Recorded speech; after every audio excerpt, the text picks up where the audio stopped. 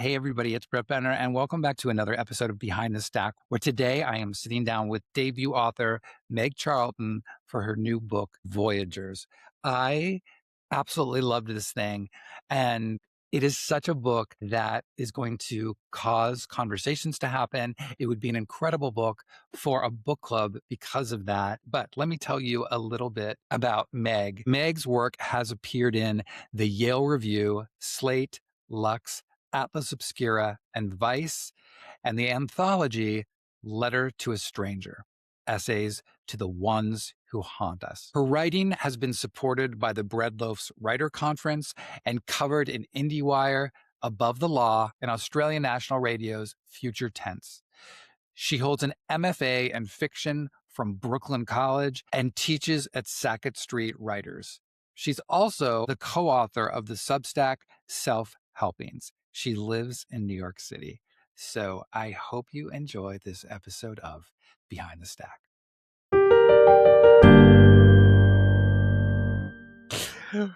Hey, everybody. Welcome back to another episode where I am thrilled to be sitting down with Meg Charlton. We have already had a morning. It's been wonderful because I started this and realized I didn't record, and she was giving us all the deets. We're here to talk about her wonderful book, Voyagers, which is just a phenomenal debut. I am so thrilled you're here. So Thank you so much for having me, Brett. I'm so delighted.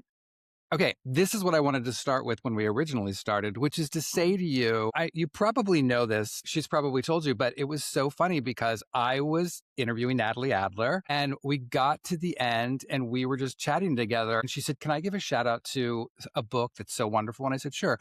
And she said, it's my friend Meg Charlton and she's coming out with Voyagers. And I was like, 1 second. And I literally had it right behind me. And I turned around and she was like, yes, that's the book. That's the book. But anyway, I just had to say that to you when we started. No, I love that. And I was so delighted to see that you had Natalie on. Her interview is so wonderful. Anyone listening to this who has not listened to Natalie's interview, go back and listen to it. And also pick up her phenomenal book, Waiting on a Friend, which I have read in every version from its earliest workshop. And I feel so lucky that everyone else in the world gets to read it now, too. It's wonderful. Yeah, it's awesome. All right, so back to you. What I was saying when we started originally was you had your MFA and writing from Brooklyn College, but there's very little about you, on the internet as one can dig, which good for you and your privacy and your stamp. However, I just was so curious, has writing always been your thing or when did that start to come to fruition for you? Yeah. So I grew up in this very literary family. My parents ran a kind of two-person book packaging business out of our apartment. When I was a little kid, like sometimes I would answer the phone for them. I later had like receptionist jobs, and I would always joke that that was my first receptionist job. And so they would do books that, were kind of pre-internet books. Like they would do a list of like a baby name book that was just Mm. a list of names. And they did a wedding planning book that was like mostly blank, which my father had this great phrase for books like that, which was that they were, quote unquote, uncluttered by text, which is just a wonderful euphemism for as few words as possible. They also did a book, which was actually like their most successful book and kind of an inspiration for some of the experiences that Anna and Alex have in Voyagers, called Knitting with Dog Hair, which was literally about how to make a sweater out of your dog's like shedded fur. Um, It's the so weird that sub, wasn't a bestseller. oh my God. Well, the subtitle was Better a Sweater from a Dog You Know and Love Than a Sheep You'll Never Meet. Um, it's an actual book. It was reissued, if you can believe it, for a 30th anniversary edition a couple years ago. And it was like joked about on Leno. And I like went with my parents on Japanese television to like brush our dog, when I was like 5 or 6 years old. Like this, and my dad took all the photos for the book, and like my mom and I are modeling the book. So it was this very like sort of wonderful, slightly kooky way to grow up. There was kind of like a glass family quality to it. And so it was a family that I grew up in that really valued words. And, Mm. I grew up like literally the kind of kid who would read the dictionary. And that being said, I then kind of turned away from not from writing, but I thought I wanted to do a really different kind of writing. I was really interested in film. I was always a big sort of cinephile growing up and then worked in film for most of my career, ultimately working a lot in news and documentary. I worked at places like Vice and The Today Show. And, I was the producer out there, in the field, sitting next to the camera, like nodding and trying to get someone to tell their story on national television or on YouTube or whatever. And it was, I think, one of the best jobs you can have as an aspiring writer is to just have a job Wow. where you have to listen to real people talk and where you get Mm. to have this incredible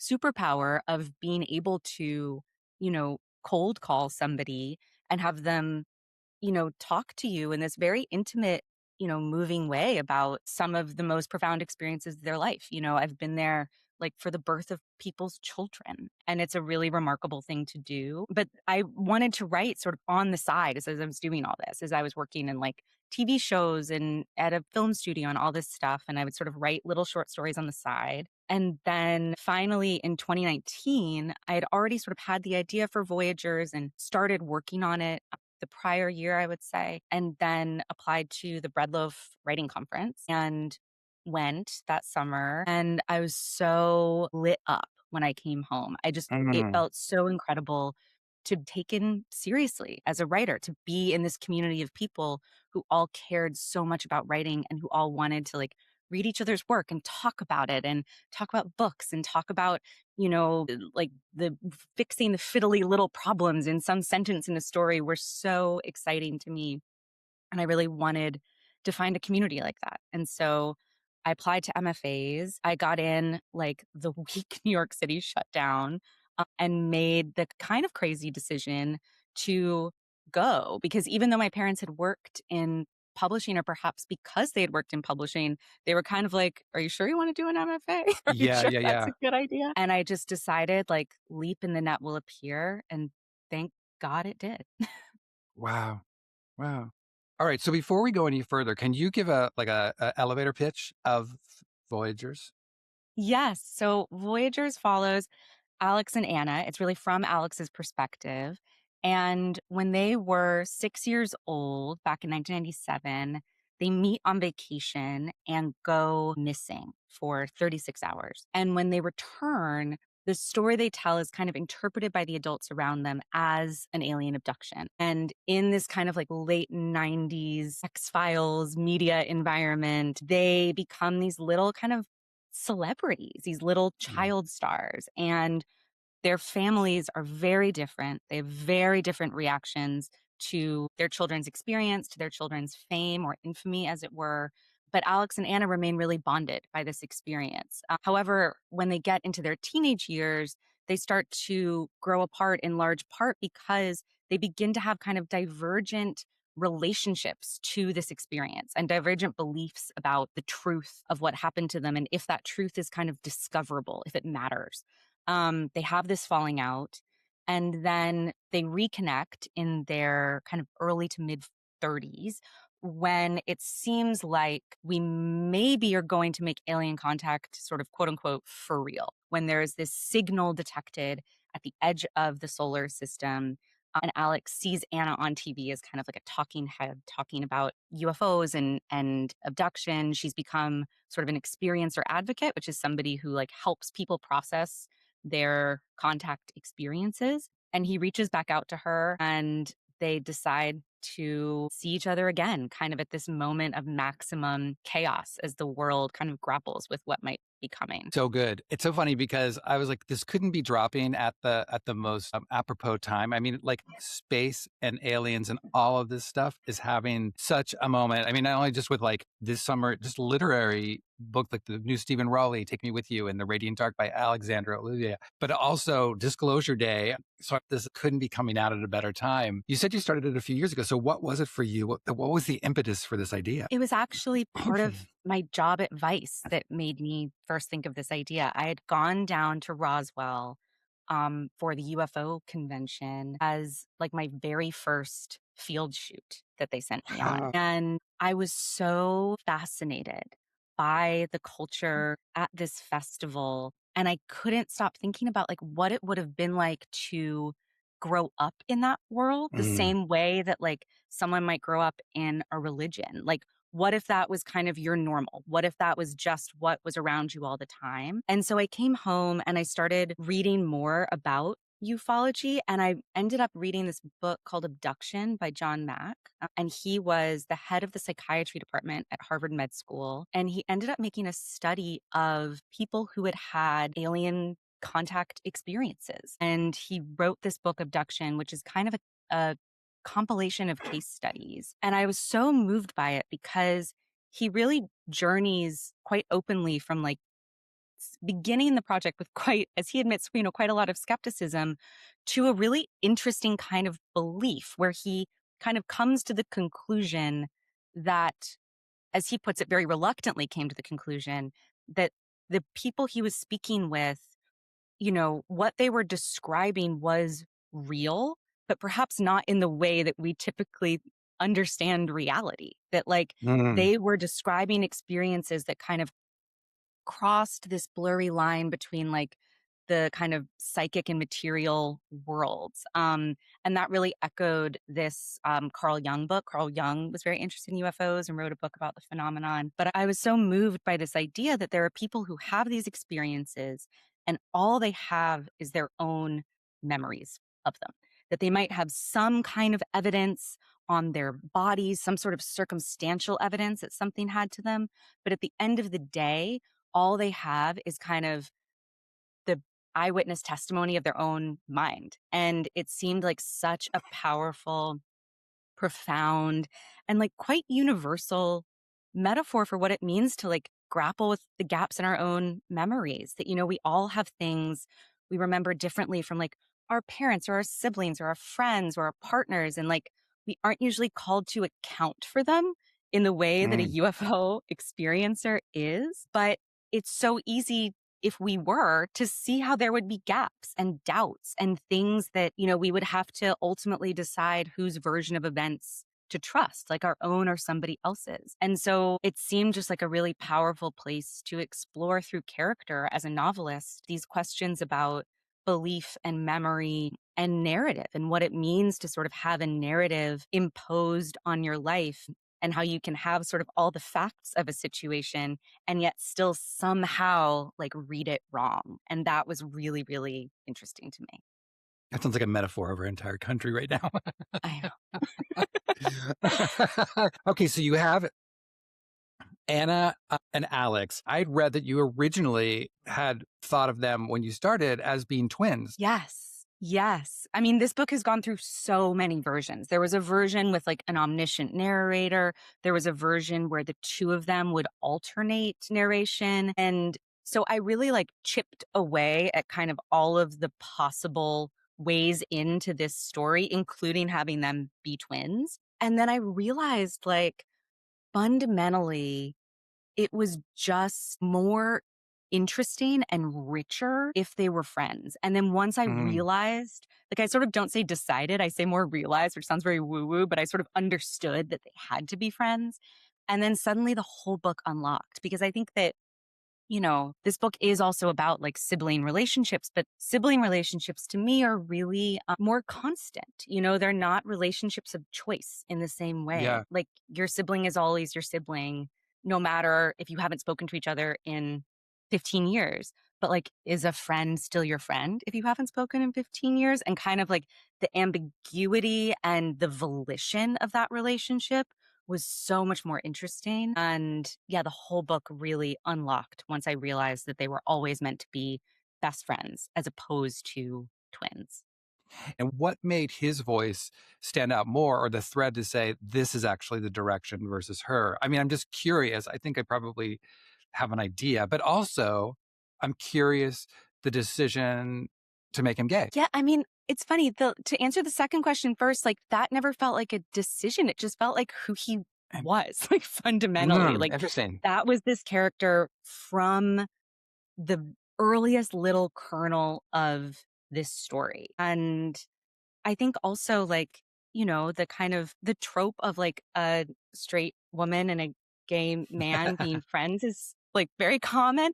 But I also wanted to like take that relationship really seriously and really write about their dynamic and their friendship and not I don't know, it was so clear to me from the very beginning that Alex was gay, and it was just a part of who he was. I don't I it's funny, like, I feel like so often in writing, these choices aren't choices, but rather like discoveries. And I think that was sort of the origin for that. But then I think that, the decision to settle on Alex's POV, he's a much more introspective person than Anna. He's someone Mm, who reflects on his life with more, sometimes to a fault, like rumination.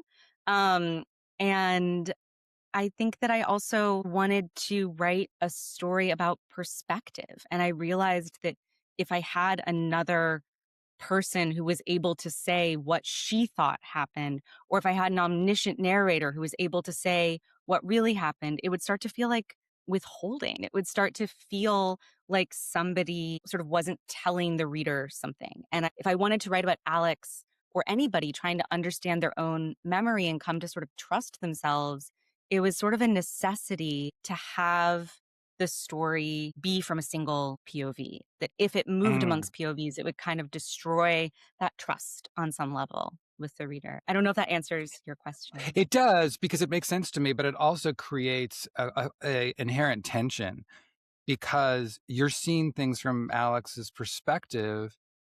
And again, when we're talking about the idea, like you said before, of memory and what are people's memories and a memory of an experience. So you are really dropped in with him in terms of trying to come to this understanding and fundamentally what actually had taken place. So yes, it does in terms of a narrative drive, 100%. All of that makes sense. I love that you described them. You said they both used to live life as the sole child in a world full of adults. Alex says we were both used to being talked about, but not to. We were both used to being lonely. Oh, and that was so kind of haunting and like cut deep in a way. I'm so curious. Are you an only child? No, so I have a family structure in some ways similar to Alex. Okay. I have half siblings who are like 19 to 22 years older than me, who I'm extremely close with, but who grew up in like a totally different, family, both sort of literally and figuratively than I did. And I think that, I was interested in sort of the shades of loneliness that different kind of family structures can breed. I think that Yeah. every birth position carries a different kind of loneliness, that like the middle child is lonely, the eldest child is lonely. But I think that I wanted to write about, in some ways, like the position that I grew up in kind of is like a blend of Alex and Anna, sort of both an only and a youngest. And kind of the slightly like participant observer perspective that tends to breed. And I think that to also answer your question about Alex, and his queerness, part of it was also that as I started to write him more and write his family more, I was like, this is a character who experiences a lot of kinds of difference from his family of origin. That like, this kind of preppy early aughts New York that I grew up in many ways was like not a very welcoming place. Even though I grew up in the West Village, which is like at the time no longer was a very queer neighborhood, I went to a prep school uptown where one person coming out was like a huge deal. And so I also thought a lot about Alex's kind of loneliness in that experience, going through that kind of a school, that kind of environment, and how his alien abduction experience, his loss of his eye, like all of these things would sort of compound in some ways this feeling of seeing this world at an ever so slightly removed from how the rest of his family had experienced it. It's interesting too, because just and back to the gay thing, I also think it sets up it's actually a great thing for this relationship because there's no question of, oh, is this going to be a romantic thing? Is this going to lean into something like that? So it really is fundamentally these two people who have this incredibly tight bond. And it's like, I know for myself, I think for so many people, you remember those people that you were young with at some very critical juncture in your life, whether it's as children growing up, or certainly I have dear friends who I remember just from high school who you were so bonded with and went through such fundamental experiences that whether it was life changes or parents getting divorced or something like that, that are kind of seared into you and stick with you for so many years. And also those friends that, like you talked about, you don't speak for 10 years, but the beauty of picking up a phone and hearing that person's voice and suddenly falling into this rhythm that you have with them, and you say, wow, it's like we were just talking yesterday, or it's like we just saw each other. And those, to me, like Alex and Anna, are the gift. They're the gift relationships. They're the ones that are, so special. I love this quote in the book that it says, someone says, "Oh, we're just friends." And Alex says, "The phrase just friends has always bothered me. It's so diminishing, as if friendship were a consolation or a reminder, inherently lesser than a romantic relationship. A friendship, in my experience, is never just anything.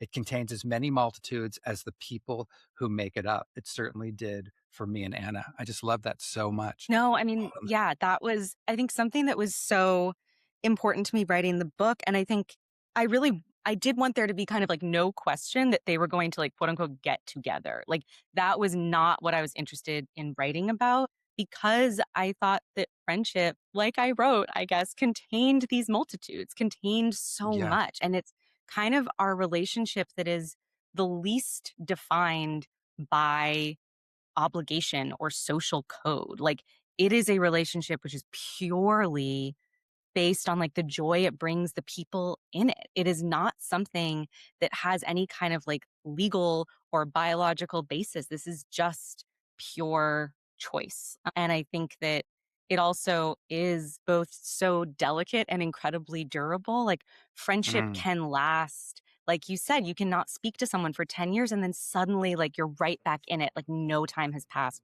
And it's hard to think of another relationship that has that sort of elasticity, and it's so powerful and I think really important. And I love friendship. I think it's an endlessly fascinating relationship and topic. And yeah, I really believe what I wrote there. Like I don't think that it should sort of be relegated to like just friends. I think that friendship can kind of bleed into the boundaries of so many other kinds of relationships and still be considered a friendship. And I thought that that was such an interesting thing to explore.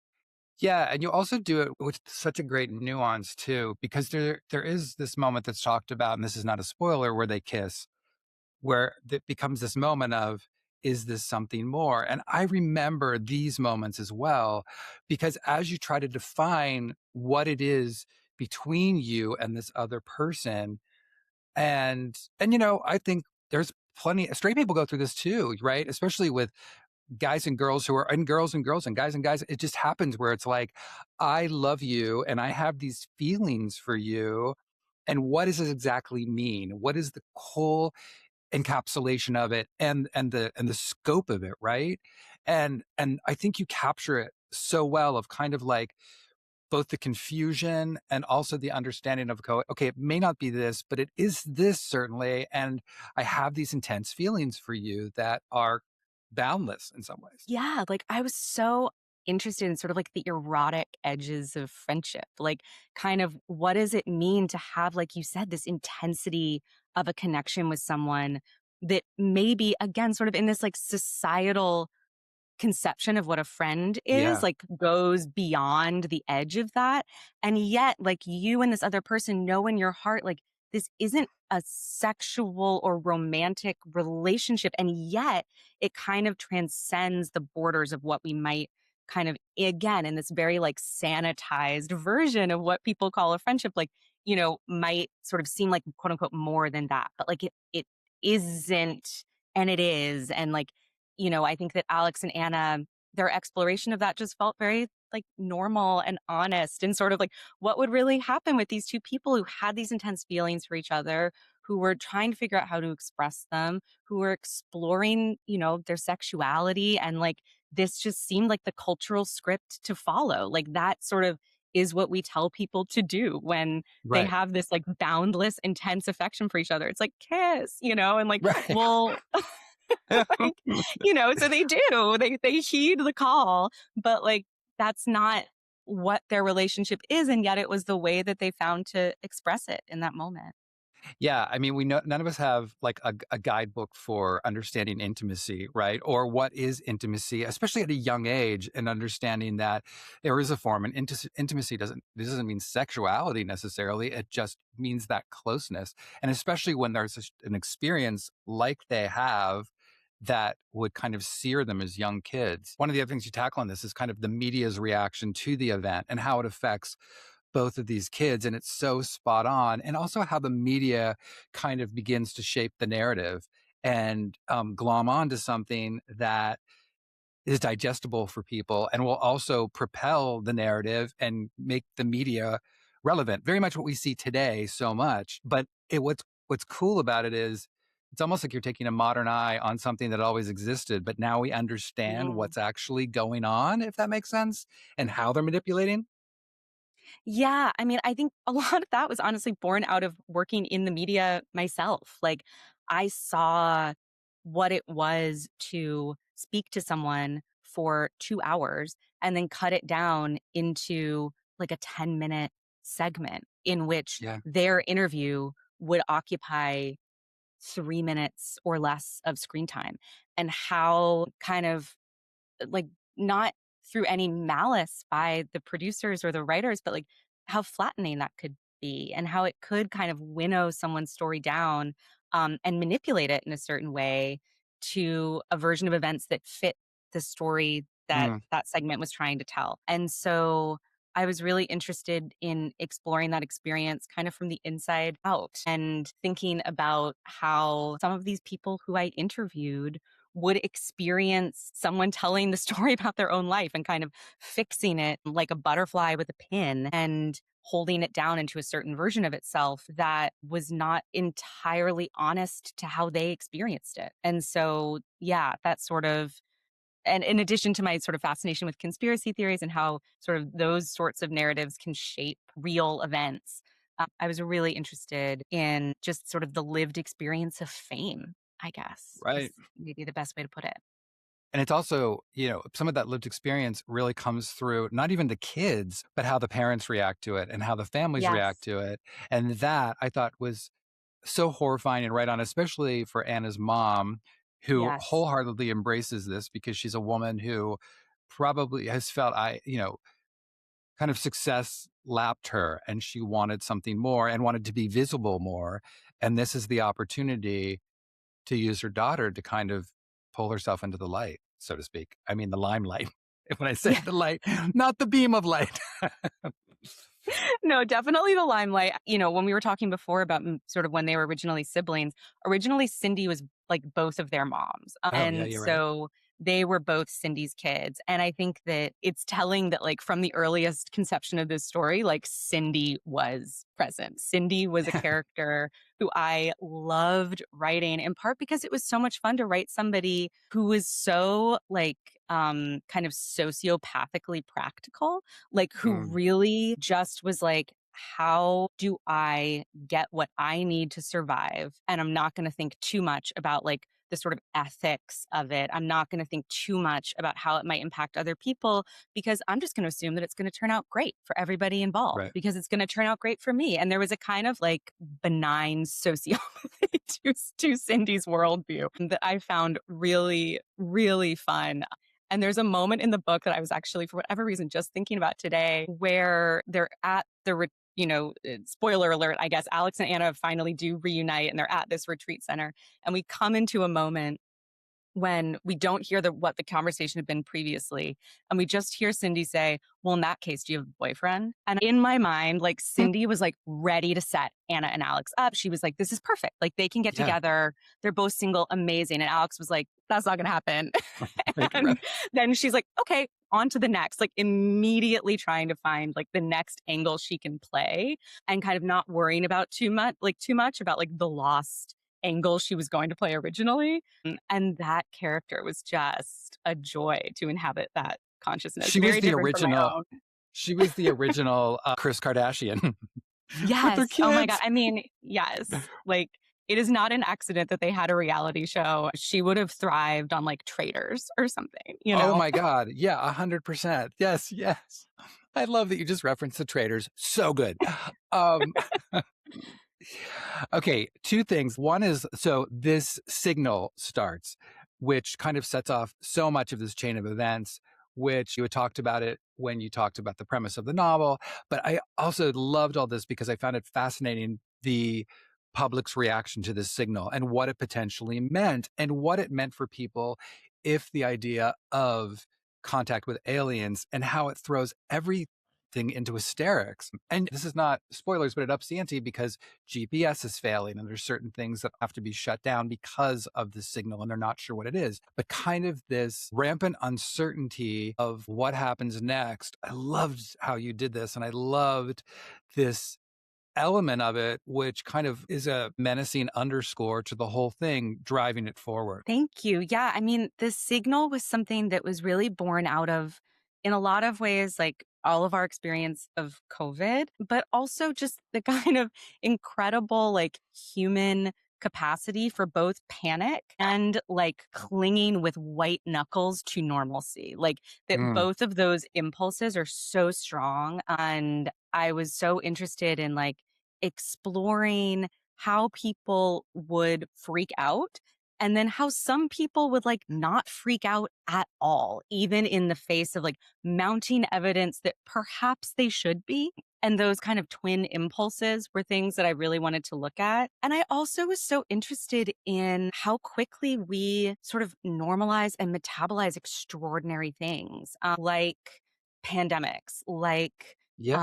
climate change, like AI agents, like these things that in another like 30 years prior, 40 years prior would have seemed like science fiction, how easily and rapidly human beings are just sort of like, well, this is normal. And actually now I'm just worried about like how it's going to affect my job interviews. Like it all suddenly comes back to the most microscopically personal concerns and these very like practical logistical concerns.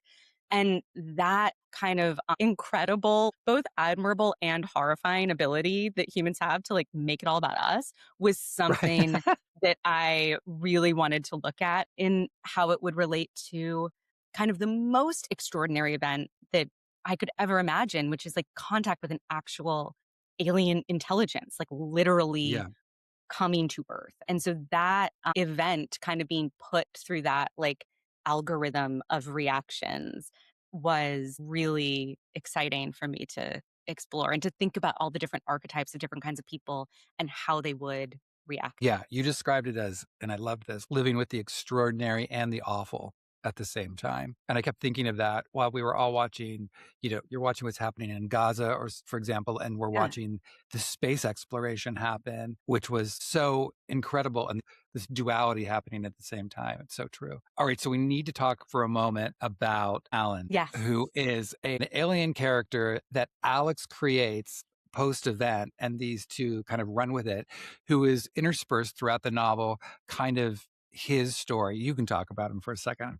I loved Yeah. him. I mean, Alan was, here's a little sort of behind the scenes. Alan was a discovery I made when I was in the MFA with Natalie, when we had our very first workshop for my novel for what was then Voyagers back in 2020. And everyone read it and they were like, I don't believe they were ever abducted by aliens. Like, I don't buy it.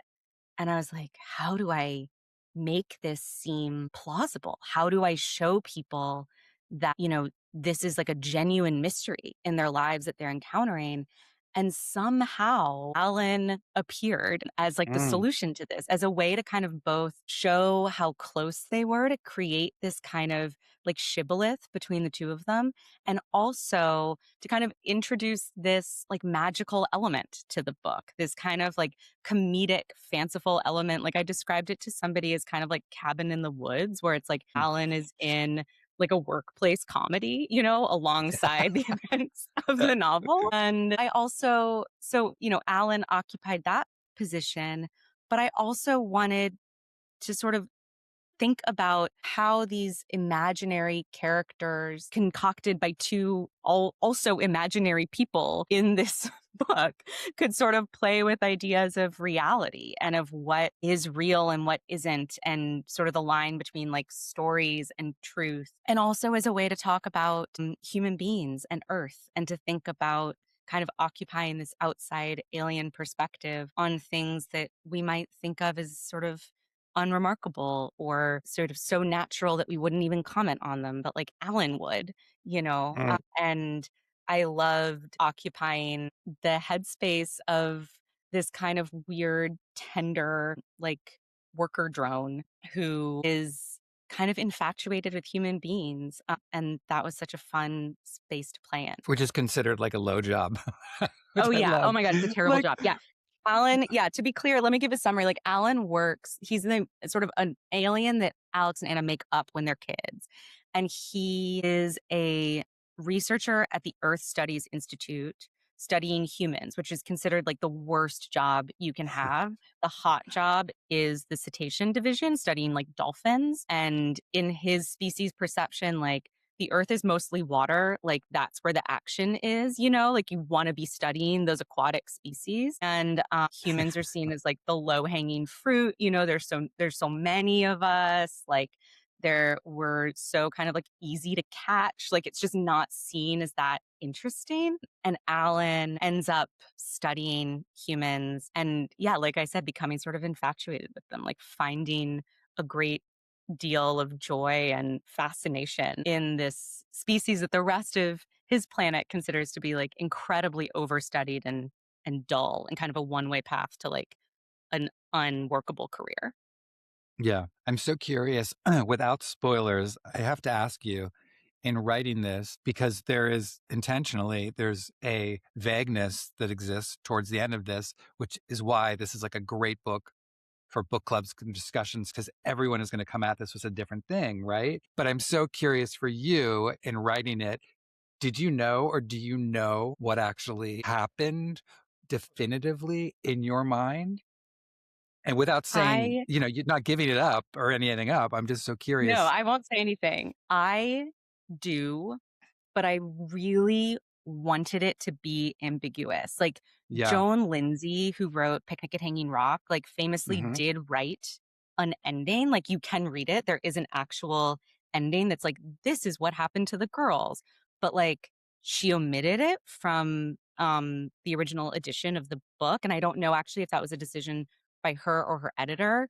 But like I think there's a lot of power in like knowing exactly what happened and then being like, but I'm not going to say it. Like, Yeah, I think, sure. you know, I wanted to leave it ambiguous for readers, but also like not completely ambiguous. Like the worst case scenario for this book to me was ending it with just like, I guess we'll never know. Like, I guess we'll never find out what really happened. You know, like I needed to give some answer about what really happened. And yeah, the absolute worst case was like if if it ended with like complete ambiguity.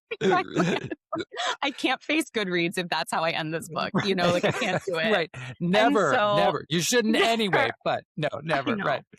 I know. Right. Um, but yeah, I was like, I have to give something, but I wanted the ending to still have that feeling of mystery. Like I still wanted, you know, the ultimate conclusion to feel kind of alien and trippy and uncertain. Like I wanted to retain the unknown, like this sort of the you in UFO is the most interesting thing to me, like this idea of the unidentified. And I wanted the ending to still maintain some of that kind of awe and wonder. Okay, well, when we stop this, I'm going to ask you point blank, because I'm going to tell you what I think and what my impression was, but I don't want to give it up on this because I don't want to give anything away. And I'm not even going to do like spoiler section. If you want to know, keep going. I don't want to do that. So I'll wait till we're finished. This has been so fantastic. I'm so excited for you and your debut. Everybody, please go out and get the book. Buy independent. If you're able to buy independent, congratulations. And thank you again for being here today. Oh, thank you, Brett. It was such a joy talking to you.